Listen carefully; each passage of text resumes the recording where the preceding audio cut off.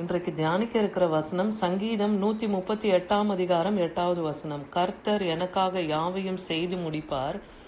கர்த்தாவே, உமது கிருபை என்றும் உள்ளது, உமது கரத்தின் கிரியைகளை நெகிழவிடாதிருப்பீராக. இங்கே சங்கீதக்காரன் தேவனை நோக்கி இப்படியாக சொல்லுகிறத பார்க்கிறோம். கர்த்தர் எனக்காக யாவையும் செய்து முடிப்பார்.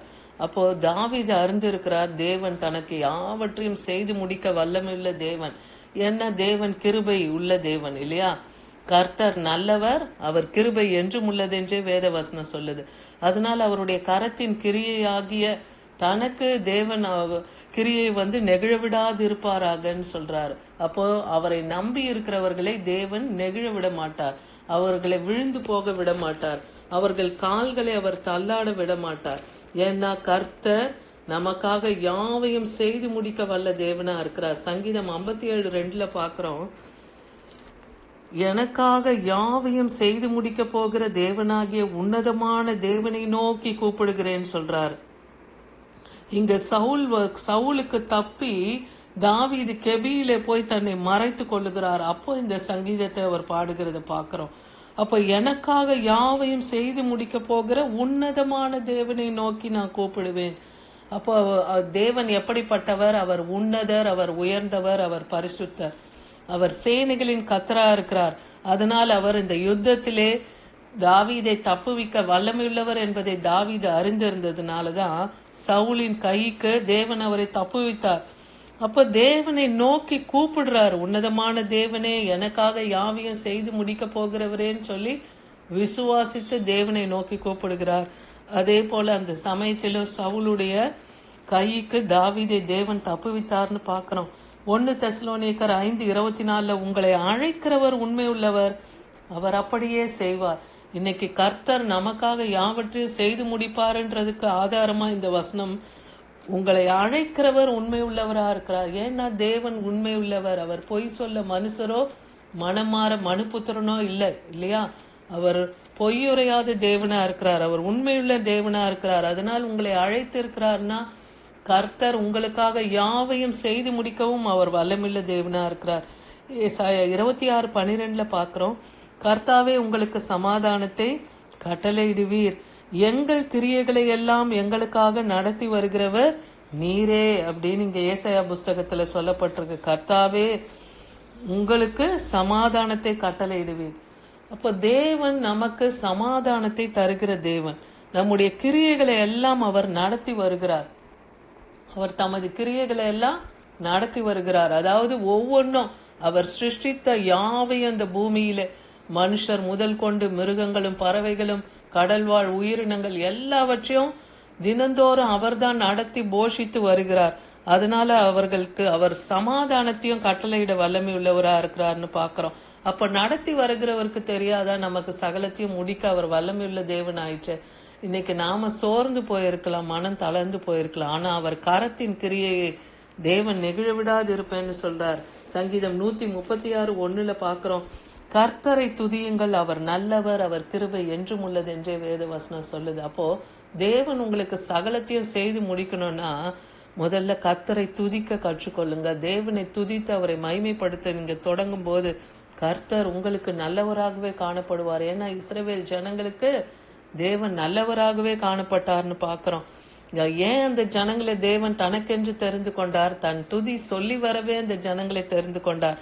அப்ப இன்னைக்கு தேவனை துதிக்க நாம் அறிந்து கொண்டோமானால் தேவன் நமக்காகவும் யாவற்றையும் செய்து முடிக்க அவர் வல்லமையுள்ள தேவனா இருக்கிறார்.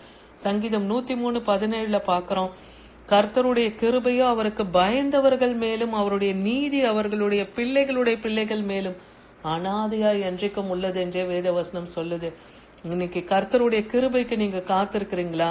அவருடைய அப்ப நீங்க காத்திருக்கிறீங்கன்னா தேவனுக்கு பயப்படுகிற பயம் உங்க இருதயத்துல காணப்பட வேண்டும். அவருடைய நீதி அவருடைய பிள்ளைகள் மேல அனாதையா என்றைக்கும் இருக்கணும்னே வாக்கு பண்றாரு. அப்போ தேவன் சொன்னதுதான், அவர் உரைத்ததுதான். ஏன்னா அவர் உண்மையுள்ள தேவனா இருக்கிறார். அவர் கிருபையே அவர் பயந்தவர்களுக்கு கொடுக்கிறார். அவர்கள் பிள்ளைகள் மேலே அவருடைய நீதியை அனாதையாய் காலமாய் என்றென்றைக்கும் அந்த நீதியை நிலைநிறுத்துகிறவராக இருக்கிறார்னு பாக்கிறோம். எரேமியா 32 அதிகாரத்திலே 39-40 வசனத்துல நீங்க பார்க்கும்போது ஏன் தேவன் நமக்கு எல்லாவற்றையும் செய்ய அவர் வல்லமையுள்ளவரா இருக்கிறார்னா பாருங்க, அவர்கள் தங்களுக்கும் தங்கள் பின்னடியாருக்கும் தங்கள் பிள்ளைகளுக்கும் நன்மை உண்டாகும்படி சகல நாட்களிலும் எனக்கு பயப்படும்படிக்கு நான் அவர்களுக்கு ஒரே இருதயத்தையும் ஒரே வழியும் கட்டளையிட்டு, இஸ்ரவேல் ஜனங்களை தேவன் வழிநடத்தும் பொழுதும் சரி, எரேமியா மூலமாய் அவர்களை எச்சரிக்கிறார். இஸ்ரவேல் யூத ஜனங்களை தேவன் எச்சரிக்கிறார். வடதிசையிலிருந்து ஒருவன் புறப்பட்டு உங்களை கொள்ளையிட்டு கொண்டு போகிறான்னு. ஆனா அதை அவர்கள் விசுவாசிக்காம இருந்தாங்க. அப்ப தேவனை நம்பி அவர் வார்த்தைக்கு கீழ்ப்படிந்து நடந்தால் அந்த பின்னடியாருக்கும் தங்கள் பிள்ளைகளுக்கும் தேவன் நன்மை உண்டாக சகல நாட்களிலும் எனக்கு பயப்படும் பயம், அதாவது கர்த்தருக்கு பயப்படுகிற பயத்தை நான் அவர்கள் இருதயத்திலே வைத்து அவர்கள் இருதயம் எல்லாம் ஒரே இருதயமாய் மாற்றுவேன். அதாவது இப்ப எப்படி ஒரு குடும்பத்துல ஒரே சிந்தை ஏக சிந்தையா நாம இருக்கணும்னு நாம ஜெபிக்கிறோம் இல்லையா? குடும்பத்துல ஒருமனப்பாட்டின் ஆவி வேணும். அதே போல பிள்ளைகளுக்கும் பின்னடியார்களுக்கும் தேவன் ஒரே இருதயத்தை தருவேன்றார். எப்ப? கர்த்தருக்கு பயப்படுகிற பயம் அவர்களுக்கு இருக்கும்போது. அவர்களுக்கு நன்மை செய்யும்படி நான் அவர்களை விட்டு விலகுவதில்லைன்னு சொல்றார். அப்ப தேவனுக்கு பயப்படுகிற பயம் உங்கள் இருதயத்தில் இருக்கும்போது கர்த்தர் உங்களை விட்டு பின்வாங்க மாட்டேன்னு சொல்றார். நித்திய உடன்படிக்கை அவர்களோடு பண்ணி அவர்களை என்னை விட்டு அகன்று போகாதபடிக்கு எனக்கு பயப்படும் பயத்தை அவர்கள் இருதயத்திலே வைத்து அவர்களை என்னால நான் காத்து ரட்சிப்பேன்னே சொல்றார். அப்போ தேவனுக்கு உரிய அந்த பயத்தை, கர்த்தருக்கு பயப்படுகிற பயம்தான் ஞானத்தின் ஆரம்பம். இன்னைக்கு பெற்றோர்களாகிய நமக்கும் தேவ பயம் இருக்கணும். பிள்ளைகளுக்கும் தேவ பயத்தை சொல்லி நாம வளர்க்கும் போது அவர்கள் வழி விட்டு விலக மாட்டாங்க. அப்ப கர்த்தர் நம்முடைய கரத்தின் கிரியைகளே தமது கரத்தின் கிரியைகளாகிய நம்மை அவர் நெகிழ விடாது இருப்பார். அவர் கிருபை நம்மை தாங்கும். ஏசாயா 42:16 சொல்றார், குருடரை அவர்கள் அறியாத வழியிலும் நடத்தி அவர்களுக்கு தெரியாத பாதைகளிலே அவர்களை அழைத்து கொண்டு அவர்களுக்கு முன்பாக இருளை வெளிச்சமும் கோணலை செவையும் ஆக்குவேன்.